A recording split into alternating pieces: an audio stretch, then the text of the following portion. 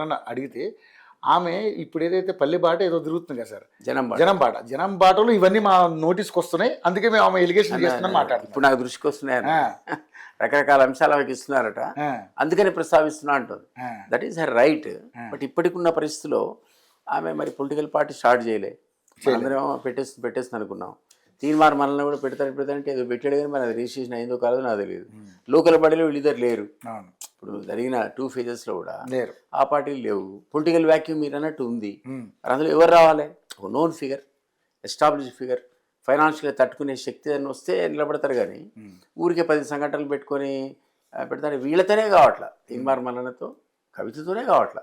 ఇంకొక ఆ వ్యాక్యూమ్లో పోయి మాదే పార్టీ అని చెప్పేటువంటి డిసిషనే కాలేదు కదా.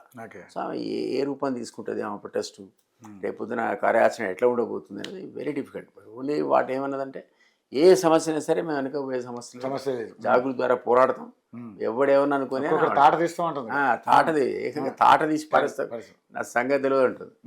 కాబట్టి అటు వెయిట్ అండ్ సీ. గుంటనక్కలు ఉన్నారంటుందిగా సార్, మరి గుంటనక్కలు ఎవరు మరి ఆ 10 ఏళ్ళు ఏదో చెప్పాలిగా. వీడు నక్క వాడరు కానీ అప్పుడు చెప్పలేక ఆ 10 ఏళ్ళకు. 5 ఏళ్ళు అయినాకనే చెప్తే అరే అప్పటి నుంచే మొదలుపెట్టింది. ఇప్పుడు మనం ఉన్నాం, ఎప్పుడో 2009లో కేసీఆర్తో విభేదిస్తే అప్పుడు ఇప్పుడు విభేదమే, అప్పుడు తిట్టమే ఇప్పుడు తిట్టమే, మన పాలసీ ఏం మారలేదు. ఎందుకంటే పూర్తిగా ఆయన గురించి అవగాహన వచ్చినాకనే మాకు ఏంటో తెలిసింది కదా. అంతే కదా. ఇప్పుడు అవి చెప్తుంటే మరి మనం చెప్పిందే చెప్తుంది, పబ్లిక్ ఏమో మనకంటే ఎక్కువ వింటున్నారు. సహజంగా ఆమెకు ఆ క్రేజ్ ఉంది. ఒక మాజీ సీఎం అంటే మీరు చెప్పడం ఆమె చెప్పడం చాలా తేడా, ఆ తేడా కనపడుతుంది. అది మనం చెప్తే టీఆర్ఎస్ డ్యామేజ్ కాలే, ఇప్పుడు ఆమె చెప్తే డ్యామేజ్ అవుతుంది, ఆ తేడా. ఓకే, ఒక మరో షర్మిల అయ్యే అవకాశం ఉందంటారా సార్? ఇప్పుడు ఒకటి పాలిటిక్స్లో నేను నా అనుభవంతో, ఎందుకంటే ఆమె నేను సీఎం అయితే మొత్తం అంటుంది కదా, ఆమెకు కాన్ఫిడెన్స్ ఉంది. పాడడం తప్పులేదు, ఎవరైనా కోరుకోవచ్చు, తప్పే ఉంది. కానీ నేనేమంటానంటే ఆమెకు మనం చూసాం, మనకు తెలిసి పాలిటిక్స్లో ఎట్లా ఉంటుందంటే డబ్బులు అయిపోయేంత వరకు జనాలు తిరుగుతారు, అది అయిపోతే మన ఇంటికి రాడు. డబ్బులు తీయదట అంటే మనిషి రాడు అసలు. లక్ష్మీపార్వతి విషయంలో చూసాం, దేవేంద్ర గౌడ్ విషయంలో చూసాం, అదేవిధంగా విజయశాంతి విషయంలో చూసాం. వైండప్ చేసి టీఆర్ఎస్ గడపని పరిస్థితి. నరేంద్ర పార్టీ నడిపి వదిలేశాడు, మేము ఆర్ఎల్ఈ నడిపి మళ్ళీ ఇప్పుడు రివ్యూ చేసాం, మేము నడపలేకపోయాం. అంటే పార్టీ కోదండరామ్ గారు కూడా అంతే చేశారు. కోదండరామ్ లాంటి మరి ఐకానిక్ వాల్యూ ఉన్నవాడు అతనే నడపలేకపోయాడు, నడుపుతున్నాడు అంటే ఊరి పేరుకు సింబాలిక్ తప్ప. సో పొలిటికల్ పార్టీలు నడపడం అంతా ఈజీ కాదు. మీరన్న షర్మిల కూడా అసలు ఎందుకు వచ్చింది, ఏం సంబంధం తెలంగాణ అనుకుంటే నడిపింది. ఆయన కూడా జనాలు పరిగెత్తారు, మరి డబ్బులు ఖర్చు పెట్టించారు ఆమెతో. అక్కడ జనమే, ఎక్కడి నుంచి వచ్చారు ఈ జనం? డబ్బుల కోసం. సో ఆ తర్వాత మనం అనుకున్నట్టే ఆమె ఇక్కడ దుకాణం ఎత్తేసి మళ్ళీ పోయి ఆంధ్రలో పడ్డది. సో ఇట్లా ఈ అమ్మాయి తెలంగాణ అమ్మాయి కాబట్టి అటేం పోకపోవచ్చు, కానీ బట్ ఆమెకు కూడా ఈ డబ్బులు ఖర్చు పెట్టేంత వరకు అవకాశం ఉన్నంత వరకు వాళ్ళు ఉంటారు తప్ప, ఆ తర్వాత ఇష్యూ బేస్డ్ పాలిటిక్స్లో ఏదైతే మాట్లాడుతుందో వాటికి అంతగా ఆదరణ వస్తుందా అన్నది బిగ్ క్వశ్చన్ మార్క్. అది చూడాలి మరి, నిజంగా ఇష్యూ బేస్డ్ ఫైట్ చేసి ఆదరణ వస్తుందా? ఎందుకంటే కొన్ని ఇష్యూస్ మాట్లాడుతుంటే బాగా హైలైట్ అవుతుంది, దాని మీద ఆలోచన ప్రజలు చేస్తున్నారు సార్. ఆలోచన నేను ముఖ్యమంత్రి కూడా అంటుంది ఏకంగా. ధైర్యం కూడా ఎంత ధైర్యం ఉండాలి ఆ మాట. నెక్స్ట్ ఏదో రోజు నేను ముఖ్యమంత్రి కాకపోతానా, ధైర్యం, చాలా ధైర్యం ఉండాలి ఆ మాట. మరి ఏ కాన్ఫిడెన్స్ ఉంటుందో ఆ మాట కూడా ఉంది. దాన్ని బట్టే బహుశా పొలిటికల్ పార్టీ పెడుతుంది అనుకోవాలి. ఇంకేదిలో ఉంటే నువ్వు కాలేవు ముఖ్యమంత్రి, నువ్వు సొంత పార్టీ పెడితే అప్పుడు రేపో మాపో అన్నట్టు ఎప్పుడో రోజు అవుతా అంటే అప్పుడు అవకాశం. ఓకే సార్, ఫైనల్ ఒక్కటే లాస్ట్ చిన్నది. తీర్మార్ మల్లన్న చాలా పెద్దగా హైలైట్ చేశాడు, అంతా ఓకే అయింది, పార్టీ పెట్టాడు.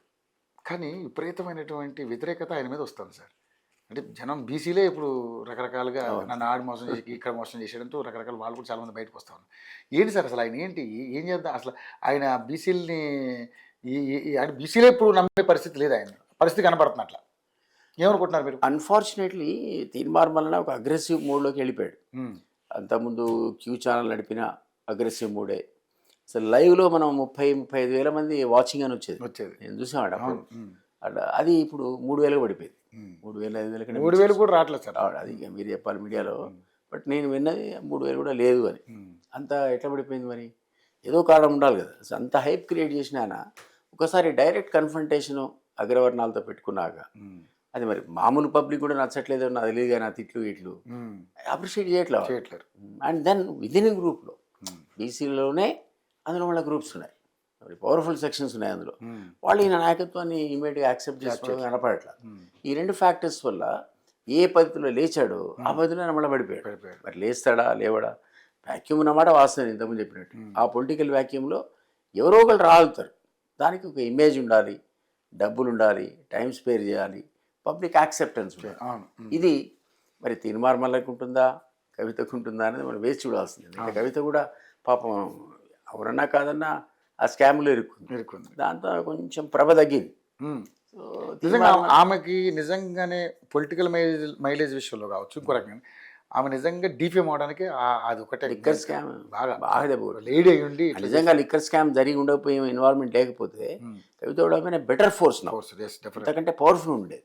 అది కొంచెం వెనకకు లాగుతుంది ఆమె యొక్క పురోగతిని. చూడాలి, పబ్లిక్ ఇంతమంది అనుకున్నాం కదా, ఎవరు పట్టించుకోవట్లేదు. అది కూడా మర్చిపోతే అవకాశం ఇస్తారేమో. మనం ఎట్లా అవుట్రేట్గా వీలు కాదు, పొలిటికల్ ఏదైనా జరగచ్చు. ఏదైనా జరగచ్చు.